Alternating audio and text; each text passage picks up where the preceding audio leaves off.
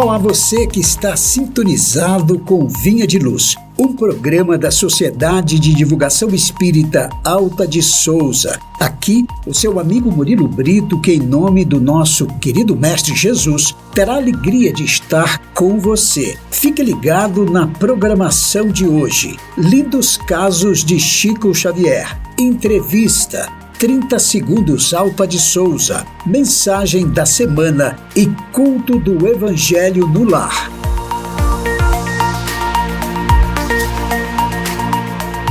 Hoje, além das reflexões e lindos casos, conversaremos com Roneir Esteves, do Centro Espírita O Consolador de Goiânia, Goiás, sobre o tema Viver Vale a Pena, Suicídio Nunca. Mas antes, gostaria de convidar você para juntos fazermos a nossa prece.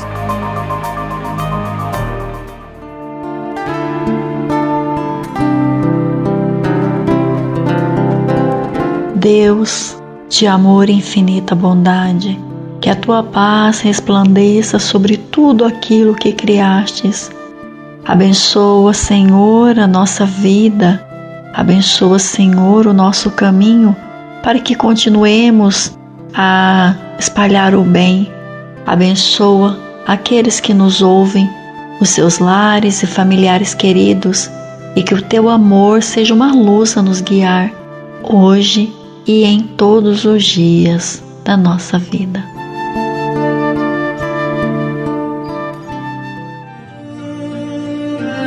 A madrinha do Chico, por vezes, passava tempos entregue à obsessão. Assim é que nessas fases, a exasperação dela era mais forte. Em algumas ocasiões, condenava o menino a vários dias de fome. Certa feita, já faziam 3 dias que a criança permanecia em completo jejum. À tarde, na hora da prece, encontrou a mãezinha desencarnada, que lhe perguntou o motivo da tristeza com a qual se apresentava. A senhora não sabe, mas tenho passado muita fome. Ora, você está reclamando muito, meu filho. Menino guloso tem sempre indigestão. Mas hoje bem que eu queria comer alguma coisa. Continue na oração e espere um pouco. O menino ficou repetindo o Pai Nosso e daí a instantes um grande cão da rua penetrou o quintal. Aproximou-se dele e deixou cair da boca um objeto escuro. Era um saboroso jatobá. Chico recolheu alegre o pesado fruto, ao mesmo tempo que reviu a mãezinha a seu lado, acrescentando: misture o jatobá com água e você terá um bom alimento. E despedindo-se da criança, acentuou: como você observou, meu filho, quando oramos com fé viva, até um cão pode nos ajudar, em nome de Jesus.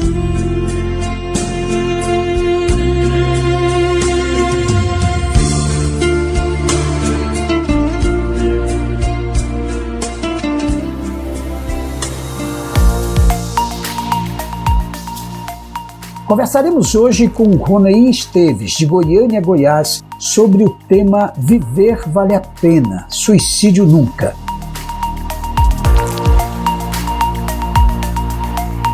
O tema do programa de hoje é Viver Vale a Pena, Suicídio Nunca, onde viemos conversar sobre a alegria de viver, vida esta que é dádiva de Deus, nosso Pai. Para conversarmos sobre este assunto, convidamos o nosso amigo Roneir Esteves, do Centro Espírita O Consolador de Goiânia. Seja bem-vindo, Roneir. Olá, Larissa. A gente ficamos felizes de estar aqui mais uma vez participando desse programa e é sempre uma oportunidade bendita de falarmos do Evangelho do Cristo. Vamos conversar hoje sobre um assunto muito interessante, sobre a importância da valorização da vida. Roneir, para iniciarmos o nosso assunto de hoje, nos lembramos aqui que Deus concede ao homem um corpo físico que é instrumento para a sua evolução.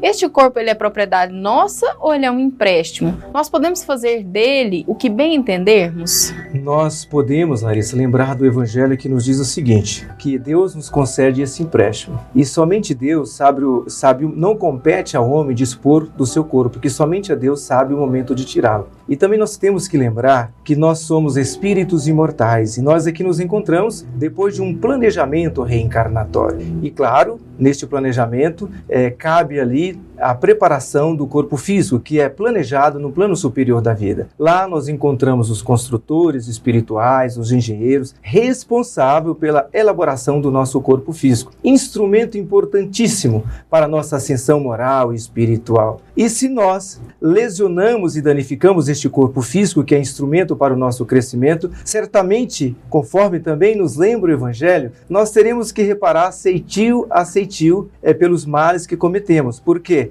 Se nós danificamos este corpo, esse instrumento, significa dizer que nós vamos encurtar o nosso planejamento de vida. Vamos dar um exemplo aqui. Vamos imaginar que nós tivéssemos um planejamento de vida de 50 anos e aos 30 anos de existência, a criatura humana resolve pôr fim na sua vida. Significa que ela não cumpriu com o seu planejamento. Por quê? Para as reparações que se fizesse necessária diante dos seus débitos do passado, teria que viver então por 50 anos. Isso certamente a criatura terá que reparar um dia. Jogou 20 anos fora, que seriam 20 anos de atividade plena, porque nós não temos momentos em desperdício em nossa vida, né, Ronei? Não temos, e esses 20 anos, eles são contabilizados, ou seja, a sua vida ela foi programada para 50 anos, e certamente, diante desse planejamento que existe no plano superior da vida, o nosso organismo comporta uma carga vital de 50 anos. Se você encurtou isso, significa que você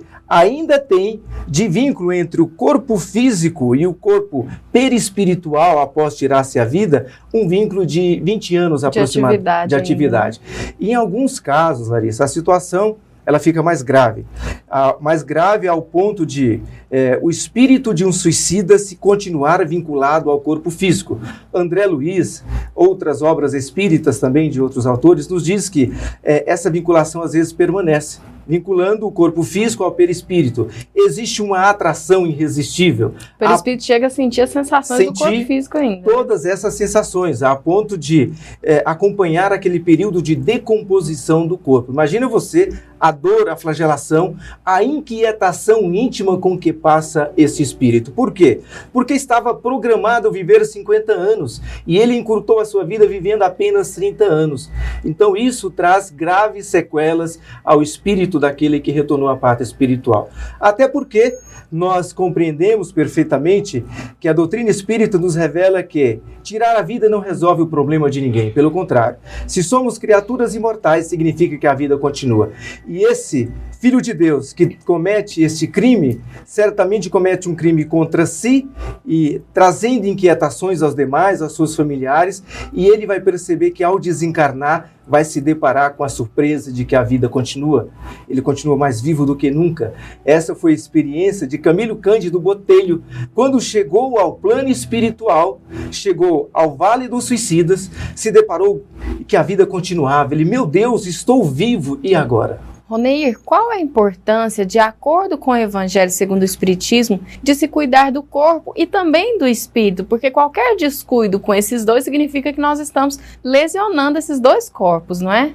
Nós havíamos dito que existe um plano de vida, e para esse plano de vida, nós temos que considerar que o instrumento que permitirá a evolução, o crescimento e que a criatura humana passe por todas essas experiências reparadoras é o corpo físico. Ele que nos permite isso. É o primeiro empréstimo que Deus nos dá ao reencarnarmos, ao renascermos, é o corpo físico. Temos que zelar por ele, é claro. Se nós não zelamos pelo nosso corpo físico, como é que nós vamos cumprir com a nossa jornada, com o nosso planejamento reencarnatório? Então tenho que zelar, tenho que cuidar.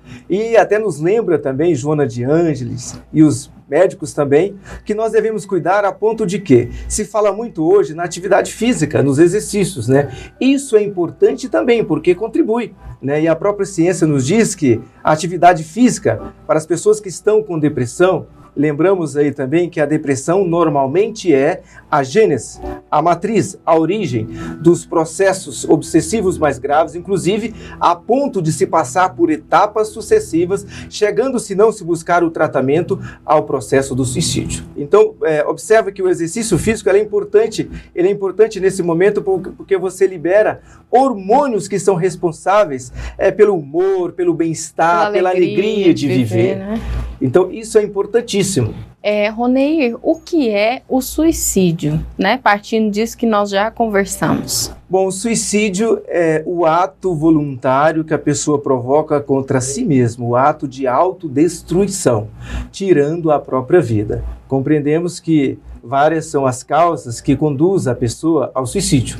A covardia moral, a rebeldia perante as leis de Deus, é um desvio grave, porque nós nascemos para crescer, para evoluir, para cumprir com as nossas tarefas. E aquele que se acovarda diante das dificuldades, diante dos problemas, é porque não soube buscar a Deus e às vezes necessita até de ajuda para isso. Nós sabemos que a doutrina espírita, ela nos proporciona um conhecimento da vida futura, da vida espiritual, conforme disse anteriormente. Isso faz com que a criatura possa acreditar de que a vida existe após a morte do corpo físico. Sendo assim, por que a pessoa tiraria a própria vida? Se ela estaria agravando ainda mais a sua condição. Porque muitas vezes ela acha que esse problema não tem solução. Ela se vê num abismo de tristeza, de dor, ela está achando que não tem solução e busca solução na anulação da própria vida. Isso também é a falta de conhecimento, porque se a pessoa conhecesse, buscasse o conhecimento da doutrina espírita, ela iria perceber que os flagelos com que passa hoje, todas essas inquietações íntimas, é fruto do seu hoje ou principalmente do seu ontem. As vidas sucessivas explicam, exatamente. Né? Então ela iria perceber melhor que é necessário que busque a força por vários instrumentos que o Senhor permite para que possamos renovar na fé, na esperança, meio de continuar vencendo essas dificuldades e seguirmos adiante na nossa jornada evolutiva. Roneir, qual a diferença entre o suicídio direto e indireto? Suicídio direto, Larissa, é aquele que a pessoa comete contra si mesmo por meio de um ato brusco, né? Que elimina definitivamente a sua vida naquele instante. O suicídio indireto, conforme nós já comentamos, existe um planejamento de vida e ali você tem uma carga de energias para toda a sua existência. E aquele que gradativamente vai desgastando, diminuindo essas energias vitais que comportaria toda uma existência, naturalmente que ele está cometendo um suicídio indireto. E isso normalmente passa despercebido. Vou dar um exemplo aqui do irmão X. Lá, o irmão X teve um caso denominado de Belarmino Bicas, muito interessante. No livro Cartas e Crônicas. Cartas e Crônicas. Ele relata o seguinte, que ele desencarnou aproximadamente com seus 50 e poucos anos de idade, mas ele teve 20 anos de vida espírita, que foi muito importante para ele. Ele pede então ao irmão X que pudesse relatar a sua experiência, porque assim estaria despertando algumas pessoas para que pudessem de fato valorizar a vida. Ele conta que ele começou a contabilizar as suas irritações, a fazer uma estatística de todas as suas irritações enquanto espírita. E eu certamente não vou me lembrar aqui de todos os casos, mas vou destacar alguns. Ele diz que, por exemplo, 2.000 irritações contra o chefe, desgosto com os netos, com os filhos, desgastou-se com, por exemplo, a empresa de telefonia, realizando reclamações, no trânsito, 1.000, e assim sucessivamente. Ele com fez garçom, vendedor, de várias formas. Ele se desgastou. Coisas que para nós acontecem no nosso dia a dia e N vezes. Né? N vezes, e a gente às vezes não percebe da gravidade disso. E aí eu me lembro que no final lá da contabilidade, ele fechou em mais de 16 casos de irritações nesses 20 anos. E aí ele reflete dizendo que isso lhe custou 22 anos de encurtamento da sua existência terrena. Isso é grave, porque seria 22 anos de existência com que ele poderia trabalhar no processo de reparação, de renovação interior do seu ser. Mas não. E assim a gente percebe que no dia a dia, às vezes a gente não dá importância a esses fatos que são importantíssimos. O mau humor, o azedume, a impaciência, a intolerância, o alcoolismo, o desequilíbrio no campo do sexo e todos os outros atos que trazem esse desequilíbrio certamente pode provocar aí um suicídio indireto. Então quer dizer, Ronei, que a gula, o alcoolismo, dependência química e outros sentimentos infelizes também são maneiras de nós negligenciarmos e abreviarmos a nossa vida? É porque nós reencarnamos não com este propósito. Certamente que trazemos as nossas dificuldades de outras existências, mas nós temos o amparo. E a nossa prova maior aqui é de vencermos a nós mesmos, né, as nossas tendências inferiores. Ou seja, diante desses comportamentos difíceis, fazermos uma reflexão, buscarmos a prece, uma leitura edificante, para que nós tenhamos a força suficiente para superarmos esses momentos de desequilíbrios. Que tudo isso que você disse aí enquadra perfeitamente nos casos de suicídio indireto. Roneir, muitos suicidam porque não suportam as adversidades da vida, né? Nós sabemos que estamos num mundo de provas e expiações e que elas existem. Mas nesse sentido, existe algum problema em nossa existência que seja tão terrível que não possa ter uma solução? Poderíamos começar dizendo daquela máxima do Evangelho que diz que Deus não coloca fardos pesados em ombros frágeis. Então Deus não permitiria uma reencarnação com um peso, com um nível de tarefa, de sofrimento, de dor a uma criatura que ele não tivesse a condição de suportar. E que essas experiências, mesmo advinda da dor, de todas essas dificuldades com as quais a criatura humana passa, elas são necessárias para a depuração da alma. Então que nós enxerguemos isso não como castigo de Deus, pelo contrário, como oportunidade redentora, porque certamente se tivéssemos a condição de analisar com clareza o nosso passado, nós perceberíamos que estamos reparando gota a gota pelaquilo que fizemos. Então, certamente que as provas chegam e nós temos a plena condição de suportá-las. Basta que a gente busque os instrumentos adequados, corretos para a superação. Poderemos falar, por exemplo, da prece, que é fundamental, essa sintonia com Deus, com os espíritos amigos, que há de nos dar força. Podemos buscar a renovação da esperança, da fé, que nos garante o processo de transformação interior, fazendo com que a gente possa perceber o homem que era e o homem que almejamos a ser. Renovar em nós a perseverança, futuro, né? Pensar no futuro. Pensar que, como criaturas imortais que somos, nós temos que aproveitar o hoje como uma oportunidade redentora de darmos passo para caminharmos à morada do Pai Celestial. Certamente que estamos distantes, mas esse é o momento nosso e esse é o momento que nós temos que aprender a desenvolver em nós o quê? A paciência, a tolerância, o amor ao próximo, vencer a indiferença, que nós poderíamos destacar aí como uma das grandes dificuldades do século. A criatura, ela preocupa com si própria, ela não preocupa com o próximo. O fato de você desenvolver, às vezes, um trabalho de caridade, o fato de você se preocupar com o próximo, se está achando que a cruz está pesada, que está difícil demais, por que a gente não visita um hospital, por exemplo, para sentir a dor do próximo, para estender a mão, para amparar? Então, muitas são as dificuldades, mas com certeza, muito superior são as oportunidades que Deus concede a cada um de nós. Roneir, o desencarne através do suicídio, ele é programado pela providência divina? Eu disse anteriormente que nós somos planejados para reencarnar, para evoluir, para avançar. Em momento algum, o homem tem o direito de tirar a sua própria vida, de forma alguma. Assim nos lembra o Evangelho. O homem tem que zelar, tem que vencer a todas as mazelas, a todas as suas dificuldades e seguir adiante. É considerado, se assim podemos dizer, o tipo de crime que não consta na contabilidade divina. Esse é um crime que significa um desvio, uma rebeldia às leis de Deus. Roneir, qual a relação entre a obsessão e o suicídio? A obsessão, como funciona a obsessão? Nós podemos observar que a obsessão é um processo de influenciação de um espírito inferior. E se você estiver numa mesma faixa vibratória, faixa mental, naturalmente que esse espírito vai conseguir te influenciar negativamente. E às vezes um processo que pode começar de forma sutil, e você naquele primeiro momento até tem a condição de perceber se a ideia é sua, se não é, mas acaba que você se deixa levar. Esse processo vai se agravando, vai se fascinando ao ponto de se não se curar, se não buscar um tratamento, né? E aí às vezes é necessário o tratamento médico, com psiquiatra, com psicólogo, e às vezes é necessário também o tratamento espiritual. porque essa condição vai chegar a um processo de depressão. E o processo de depressão, ter um dia, uma semana de tristeza é normal? Cuidado, porque isso vai se acumulando, daqui a pouco você tem um mês.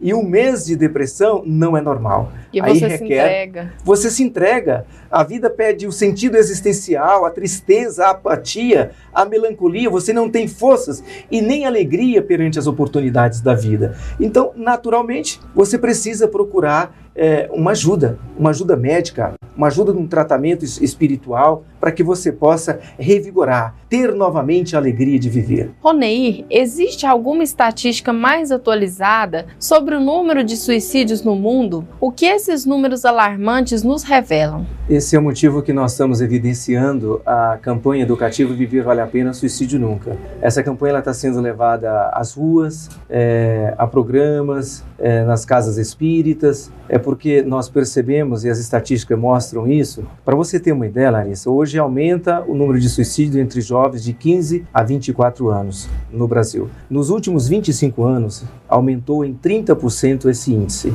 E também um número que nos assusta, a cada 40 segundos. A cada 40 segundos uma pessoa tira a vida no mundo. Isso representa, no ano, 1 milhão de pessoas. E 25 pessoas suicidam por dia no Brasil. Então são números assustadores. É por isso que nós temos que falar dessas consequências, principalmente à luz da doutrina espírita. Porque a doutrina que vem para vencer, para matar o materialismo e para demonstrar que existe uma outra vida. E se existe uma outra vida, nós temos que fazer dessa um passaporte da melhor forma possível para que nós possamos ter paz em nossas consciências na vida futura. Inclusive, Roneir, são estatísticas que não são completas, porque existem casos que não são contabilizados. Existem os especialistas nesse assunto, né? Os médicos, psicólogos e outros entendidos. Existe vamos dizer assim, um consenso de que não se deve evidenciar tanto esses casos. Nós compreendemos o porquê disso, mas nós sabemos também que, neste momento, algumas verdades não podem deixar de ser esclarecidas, para que nós possamos trabalhar de forma efetiva e preventivamente essa campanha de valorização à vida contra o suicídio.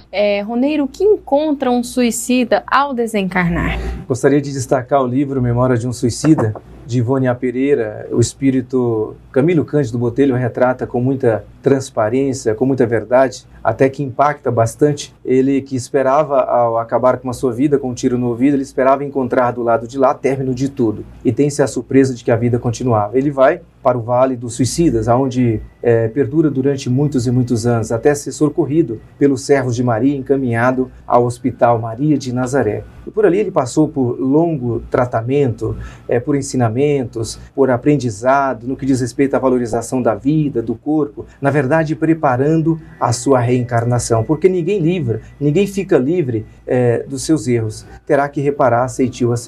Então o que encontra? Aquele que provoca, ele vai sofrer muito, e digo mais, ele vai se preparar para que possa voltar à Terra, a reencarnar. E normalmente esse é um momento difícil, porque quando se comete o suicídio, você lesiona, provoca cicatrizes profundas no seu corpo perispiritual. E não tem outra forma de você se depurar. Terá que ser reencarnando para que essas mazelas, essas energias obscuras, possam pouco a pouco ser depuradas pelo corpo físico. E aí então se explica das deficiências orgânicas de forma geral que se depara a criatura humana ao reencarnar, ao renascer novamente. Roneir, rapidamente, o que nós podemos fazer por aqueles espíritos que fizeram sua passagem através desse triste ato que é o suicídio? Cara irmã, que possamos estender a mão àquele que necessita. Não é momento de criticar, não é o momento de condenar, é momento de estender as mãos, de esclarecer à luz da doutrina espírita, as graves consequências do suicídio. A prece, a oração, o livro edificante, o trabalho, tudo isso que seja renovador, que traga a alegria de viver, porque nascemos, reencarnamos para buscar a nossa renovação, a nossa transformação. E os momentos difíceis serão sublimes nas nossas vidas para que nós possamos definitivamente nos transformar. Se você quiser saber mais sobre as atividades da Casa Espírita, acesse www.ocentroespírita.com. Agradecemos a presença do Roneir conosco e a você que nos acompanhou. Muita paz! Você ouviu a entrevista com Roneim Esteves, de Goiânia, Goiás, sobre o tema Viver Vale a Pena, Suicídio Nunca.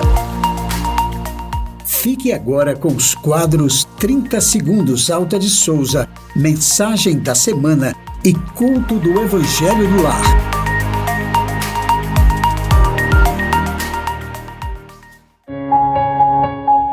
Em um dos maiores estudos já realizados sobre felicidade pela Universidade de Harvard por mais de 75 anos, mostrou que o consumo de álcool era a principal causa de divórcio e que o uso e abuso do álcool estariam associados à depressão. Não vale a pena arriscar a sua felicidade pelo uso do álcool. Álcool, nenhuma gota. Você sabe qual é o índice de mortalidade materna no Brasil? Segundo dados do Ministério da Saúde, em 2013 houveram 522 óbitos maternos ocorridos durante gravidez e parto, sendo que a principal causa era pressão alta. Desses 522 óbitos maternos, menos de 66 foram consequência do aborto. Nós, mulheres, temos o direito a um atendimento médico de qualidade para uma gestação segura e saudável. Vida sim, aborto não. Tem o homem o direito de dispor da sua vida? Não, só a Deus assiste esse direito. O suicídio voluntário importa numa transgressão desta lei.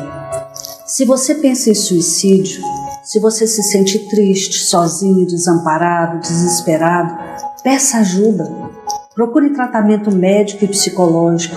Procure tratamento espiritual em um centro espírita. Ore, peça ajuda a Deus e ao seu anjo da guarda. Suicídio nunca. Conheça o Espiritismo.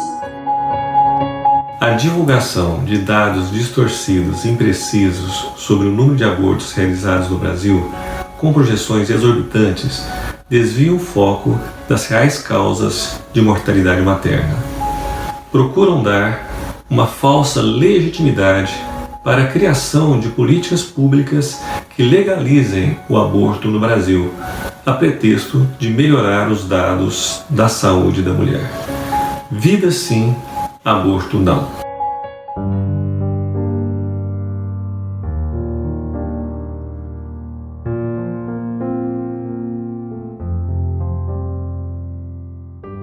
Muitas pessoas, tendo empreendido pôr em ordem a narração das coisas que entre nós se realizaram, de acordo com o que transmitiram aqueles que desde o começo as viram com seus próprios olhos e foram os ministros da palavra.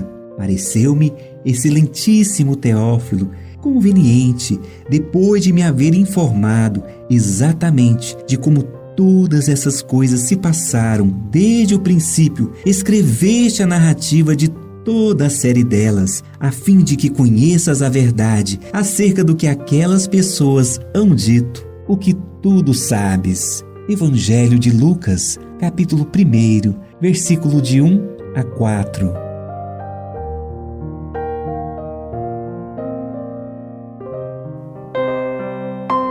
Caridade do entendimento. Agora, pois, permanecem estas três coisas: a fé, a esperança e a caridade. Porém, a maior destas é a caridade. Apóstolo Paulo, primeira Epístola aos Coríntios, capítulo 13, versículo 13. Na sustentação do progresso espiritual, precisamos tanto da caridade quanto do ar que nos assegura o equilíbrio orgânico. Lembra-te de que a interdependência é o regime instituído por Deus para a estabilidade de todo o universo, e não ouvides a compreensão que devemos a todas as criaturas. Compreensão que se exprima através de tolerância e bondade incessantes, na sadia convicção de que, ajudando aos outros, é que poderemos encontrar o auxílio indispensável à própria segurança. À frente de qualquer problema complexo naqueles que te rodeiam, recorda que não seria justa a imposição de teus pontos de vista para que se orientem na estrada que lhes é própria. O Criador não dá cópias e cada coração obedece a sistema particular de impulsos evolutivos. Só o amor é o clima adequado ao entrelaçamento de todos os seres da criação, e somente através dele nos integraremos na sintonia excelsa da vida. Guarda, em todas as fases do caminho, a caridade que identifica a presença do Senhor nos caminhos alheios, respeitando-lhes a configuração com que se apresentam. Não te esqueças de que ninguém é ignorante porque o deseje, e estendendo fraternos braços aos que respiram atribulados na sombra, diminuirás a penúria que se extinguirá, por fim, no mundo, quando cada consciência ajustar-se à obrigação de servir sem mágoa e sem reclamar. É que permaneceremos felizes na ascensão para Deus. Mensagem do livro Ceifa de Luz, psicografia de Francisco Cândido Xavier, pelo Espírito Emmanuel.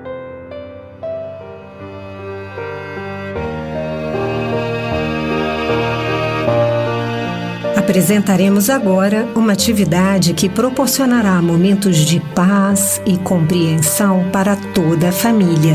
Conheça o culto do Evangelho no lar e implante esta ideia.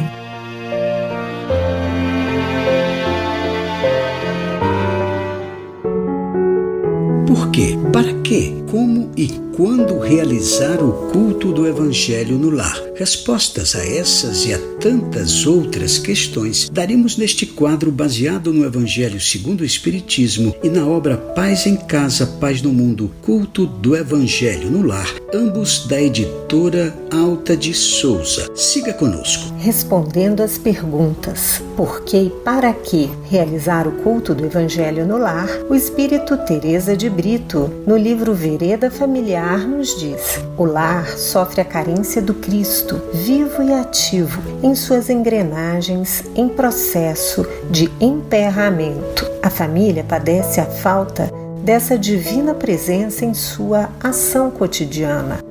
Diante da presença de Jesus, por meio da oração e do fraterno diálogo, mantidos no íntimo doméstico, toda a visão do mundo se modifica para melhores perspectivas. Os entendimentos dão-se respeitosa e maduramente. Como realizar o culto do Evangelho no lar? É muito simples. Primeiro, você e sua família escolhem um dia na semana, no horário em que todos, ou pelo menos a maior parte da família, possa se reunir para o culto. E no dia combinado, harmonize o ambiente, desligando a TV e deixando uma música suave e tranquila que transmita bem-estar. Enquanto isso, prepare uma jarra com água para ser fluidificada. Separe o Evangelho e uma mensagem. Na hora do culto, faça a leitura da mensagem. Em seguida, a prece inicial. E neste momento, colocaremos uma música para harmonizar o ambiente. Enquanto isso, busque uma jarra com água e reúna a família. Iniciaremos agora o nosso culto do Evangelho no lar.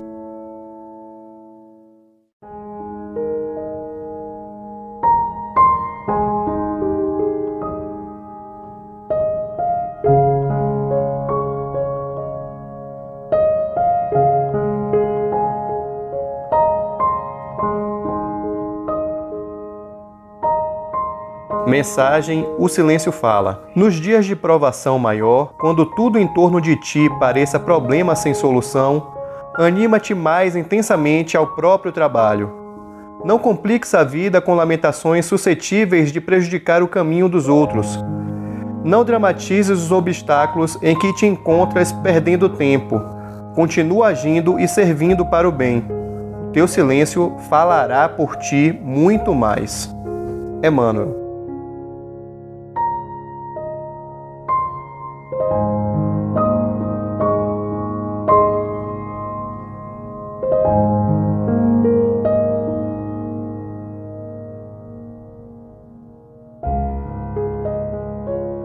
Divino amigo Jesus, somos gratos pela oportunidade de mais um dia de vida. Protege as nossas famílias, nossos amigos e toda a humanidade. Graças a Deus, que assim seja.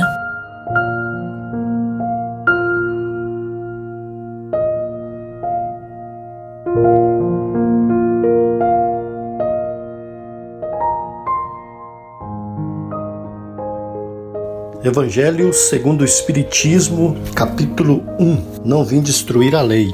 Itens 1, 2, 6 e 9. Item 1. Não penseis que vim destruir a lei ou os profetas. Não os vim destruir, mas cumpri-los. Em verdade vos digo que os céus e a terra não passarão, sem que tudo o que está na lei seja perfeitamente cumprido até o último iota e o único ponto. São Mateus capítulo 5, versículos 17 e 18. Muito bem, Sebastião. Esse capítulo do Evangelho, capítulo 1 do Evangelho, não vim destruir a lei. É muito interessante porque, na verdade, é uma palavra de Jesus quando se refere à lei mosaica, que, segundo Kardec, no item 2, é constituída de duas partes distintas. A primeira, que é constituída dos 10 mandamentos, que é a parte divina, uma lei imutável de todas as épocas. E a segunda, composta da lei civil, colocada por Moisés, disposta por Moisés para conter o seu povo, aquele povo extremamente duro, ignorante, e que naturalmente com o passar do tempo vai se alterando, se modificando. Jesus veio mudar radicalmente aquilo que estava contido na lei civil de Moisés, do olho por olho, do dente por dente, necessário, volto a dizer, em função da dureza daquele povo. Mas veio modificar no momento que percebeu que a humanidade estava preparada, graças ao trabalho anterior feito pelo Moisés. E nos 10 mandamentos está aí a síntese maravilhosa de tudo aquilo, porque é uma lei de todos os tempos, de todas as nações. E aí constituída por a lei primeira, o primeiro mandamento: eu sou o Senhor, vosso Deus, e não adorarás nenhum outro Deus. O segundo mandamento: não utilizeis em vão o nome do Senhor. O terceiro: recordai de sacrificar o dia de sábado. O quarto: honrai a vosso pai e a vossa mãe. O quinto: não cometereis adultério, não roubareis, não prestareis falso testemunho, não desejareis a mulher do vosso próximo e não cobiçareis a casa, nem o servo, nem a serva, nem um boi. Portanto, aí a síntese maravilhosa, não é, Regina? Jesus está se referindo a Moisés quando ele fala dessa lei, né? Está se referindo aí aos 10 mandamentos. Ainda no próprio Evangelho, o próprio Espírito israelita, no item 9, ele nos fala que os 10 mandamentos de Deus dados a Moisés traz o germe da mais ampla moral cristã. E a gente tem que entender que a lei ela não é exclusividade da Terra, e sim de todo o universo. Vemos isso lá no Livro dos Espíritos, onde trata das leis morais. Na questão 647, na terceira parte, Kardec então pergunta: o que se deve entender por lei moral? E a espiritualidade responde: é a lei natural, a lei de Deus. Como você bem disse, Murilo, uma lei invariável. Isso mesmo, Regina. Agora você vê, no item 9, Regina, a nova era, o espírito israelita ele vem falar que Deus é único. E Moisés é o espírito que Deus enviou em missão para tornar-se conhecido, não só pelos hebreus, mas também entre povos pagãos. O povo hebreu, continua ele, foi um instrumento que Deus utilizou para revelar-se por intermédio de Moisés e dos profetas. Então é preciso, né, Regina, ressaltar, apesar de aí 4.000 anos, né, papel fundamental de Moisés, que preparou aquele povo extremamente ignorante, pavimentando o caminho para o advento do Cristo. Isso é fundamental ressaltar, não é, Regina?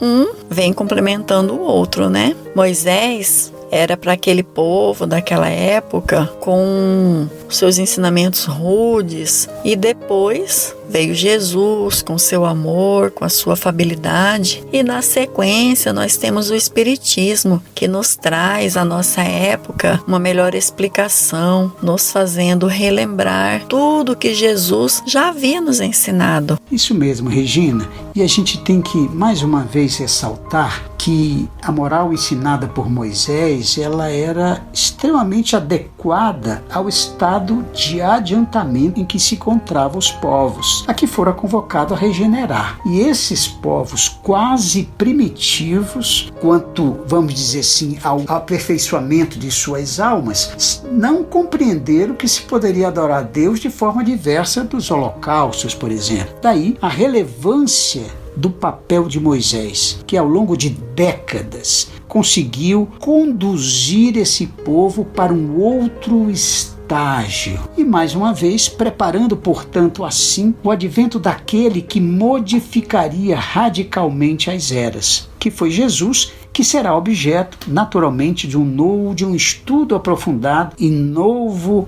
episódio do nosso culto do Evangelho no Lar. Suas considerações finais aí, Regina, para nós? Bem, que o Antigo Testamento, ele traz a personificação de Moisés e o Novo Testamento, a personificação no Cristo. E já o Espiritismo, sendo uma terceira revelação, não traz personificada em nenhum indivíduo, até mesmo porque é produto de ensinamento dado não somente por um homem, mas pelos Espíritos, que são as vozes do céu sobre todos os pontos da terra. Isso aí será objeto de novos estudos, Regina. Caminhando então para o encerramento do nosso culto do Evangelho no Lar, ouçamos agora a prece final com a fluidificação da água.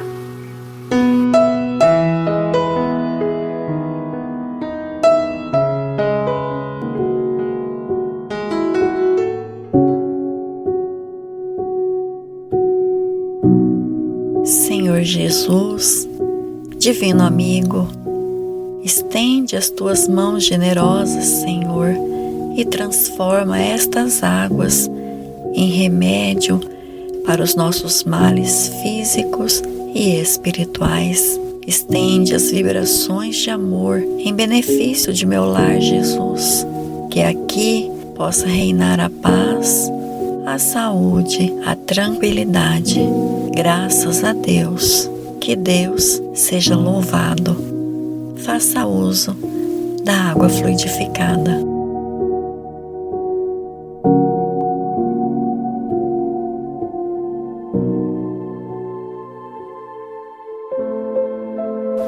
Se você quiser conhecer sobre a campanha mundial do Evangelho em Casa, acesse globaljesus.net. Gostaríamos de agradecer a participação e as vibrações de todos, lembrando que na semana que vem estaremos aqui conversando sobre um novo trecho do Evangelho segundo o Espiritismo, no quadro Culto do Evangelho no Lar. Implante esta ideia.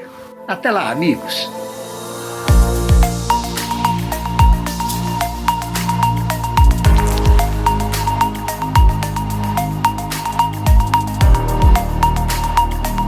Conheça a Sociedade de Divulgação Espírita Alta de Souza, na área especial número 17, setor D-Sul, Taguatinga, Distrito Federal. Mais informações pelo telefone 61 3353 5612.